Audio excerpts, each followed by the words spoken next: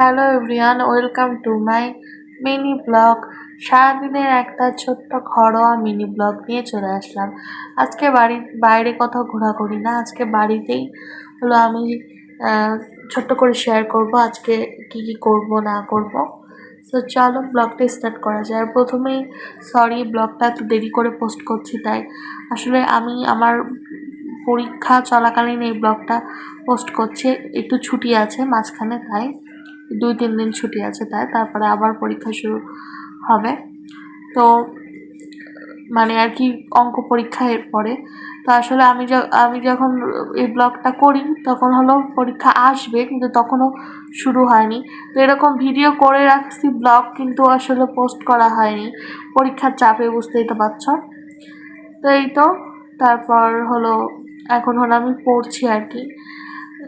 পরীক্ষার আগে একটু বাংলা টাংলা পড়া, মানে বাংলা পড়ছিলাম, সব সাবজেক্টই পড়তে হয়, কিন্তু আপাতত একটু বাংলা পড়ছি। তখন ভাবলাম তোমাদের সাথে এমনি শেয়ার করি ভিডিও করে, আর স্ট্যান্ডে মোবাইল করে। আসলে হলো মানে পরীক্ষার আগে আসলে সব কিছু রিভিশন দেওয়া ভালো।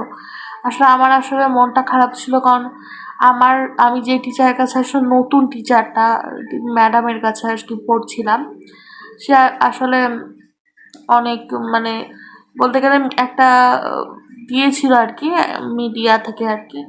তো ও আসার উনি আর কি অত ভালো না পড়াশোনায়, এটা বুঝতে পারিনি প্রথমের দিকে। পরে দেখি যে একদমই ভালো না, ইংলিশ প্যারাগ্রাফ কিচ্ছু পারে না, এত মুশকিল হয়ে গেছে। মানে আমি সায়েন্সের সাবজেক্ট পড়ি, আর আমার ম্যাডামই যদি না পারে ইংলিশ প্যারাগ্রাফ, তাহলে কি মুশকিলটা। হ্যাঁ, আমি দেখা যাচ্ছে ওর থেকে ভালো পারি এরকম আর কি। কিন্তু তাও একটা টিচারের তো একটা লাগে, তাই না? মানে ওনাকে টিচারই বলা যায় না, যাই হোক। তো ওই জন্য আর একটু মাথাও সমস্যা ওনার, কথাবার্তা শুনে মনে হয়। তো ওকে হলো বাদ দিয়ে দিয়েছি পরীক্ষার মধ্যে। তারপর আরেকটা সায়েন্সের মেয়ে আর কি, মেয়ে টিচারই রাখছি। সো উনি ভালো পড়ায়।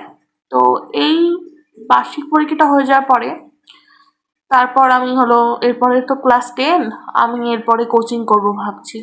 তোমরাও জানাবা যে কোচিংটা ভালো নাকি, মানে কোচিং করাটা কি ভালো নাকি। আমার মনে হয় কোচিং করাটাই ভালো, কারণ হলো কোচিংয়ে ছেলে টিচার আছে, আর ছেলেরা আমার মনে হয় ভালোই বুঝাবে। সব মেয়ে টিচার ওরকম না না, অনেকেই ভালো।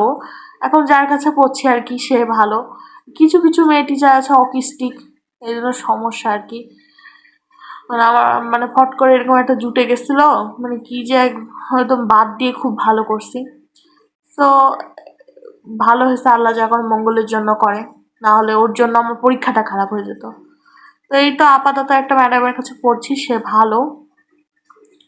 তারপর কোচিং করব আমি রেগুলার।